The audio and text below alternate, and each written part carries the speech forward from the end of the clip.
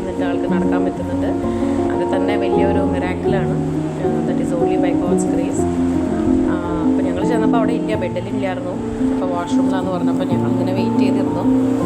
അപ്പോൾ I was very much happy to see him. ആളിങ്ങനെ നടന്നു വരുന്നത് കണ്ടപ്പോൾ എനിക്ക് ഭയങ്കര സന്തോഷമായി. ബിക്കോസ് അന്ന് ആൾക്ക് റൈറ്റ് ലെഗൊന്നും കാല് കുത്താനോ ചെരുപ്പിടാനൊന്നും പറ്റിയിരുന്നില്ല ഡോക്ടർക്ക് പോകാമെന്ന് പറഞ്ഞപ്പം. പക്ഷേ ഇപ്പോൾ അത് സാധിക്കുന്നുണ്ട്. അത് ദൈവത്തിൻ്റെ ഒരു വലിയൊരു ഗ്രേസാണ്. ആ കൂടെ വരുന്നത് ഡാഡിയുടെ മൂത്ത പെങ്ങളുടെ മകനാണ്. ആ ചേട്ടൻ്റെ പേര് എൽദോസ് എന്നാണ്.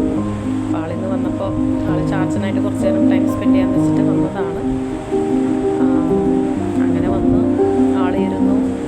അത് കഴിഞ്ഞ് പിന്നെ ഞാൻ കൊച്ചുമക്കളെ കണ്ടിട്ട് കുറച്ച് ദിവസമായല്ലോ. അപ്പോൾ ഞാൻ ജസ്റ്റ് ചോദിച്ചു. ഞാൻ ട്വിൻസിൻ്റെ കാര്യം ഞാൻ ചോദിക്കാൻ നിന്നില്ല. ബിക്കോസ് ട്വിൻസിൻ്റെ കാര്യത്തിൽ എപ്പോഴും ആൾക്ക് കൺഫ്യൂഷനാണ്, ആരാ മൂത്തത് ആരാ ഇളയതെന്നൊക്കെ. അപ്പോൾ അതുകൊണ്ട് ഞാനത് ചോദിച്ചില്ല. പിന്നെ എൻ്റെ മൂത്ത 2 പിള്ളേർ, മോനും മോളും ഉണ്ടായിരുന്നു. മോളെ റെക്കഗ്നൈസ് ചെയ്തായിരുന്നു. അപ്പോൾ ജോയലിൻ്റെ മകൻ്റെ പേര് ജോയൽ എന്നാണ്.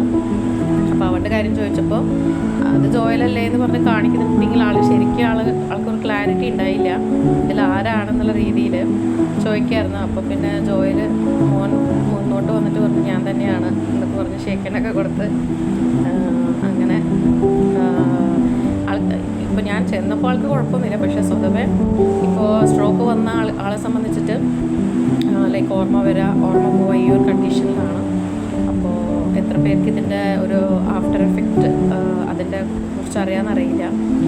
ബട്ട് ഇതാണ് ചില പേർക്ക് സാധാരണ ഉണ്ടാവുന്നത്. അപ്പോൾ പിന്നെ മകനെ വീണ്ടും വിളിപ്പിച്ചു. ആൾ ഭയങ്കര ഇമോഷണലായിട്ട് സംസാരിക്കലായിരുന്നു. അപ്പോൾ ഇത് എൻ്റെ ഒരു ഫസ്റ്റ് വ്ളോഗാണ്.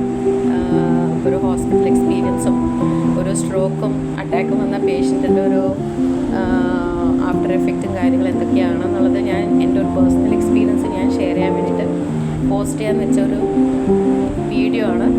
അപ്പോൾ ഇതിലെന്തെങ്കിലുമൊക്കെ കുറവുകളുണ്ടെങ്കിൽ ക്ഷമിക്കാം. എല്ലാവരും സപ്പോർട്ട് ചെയ്യാം. Okay, thank you.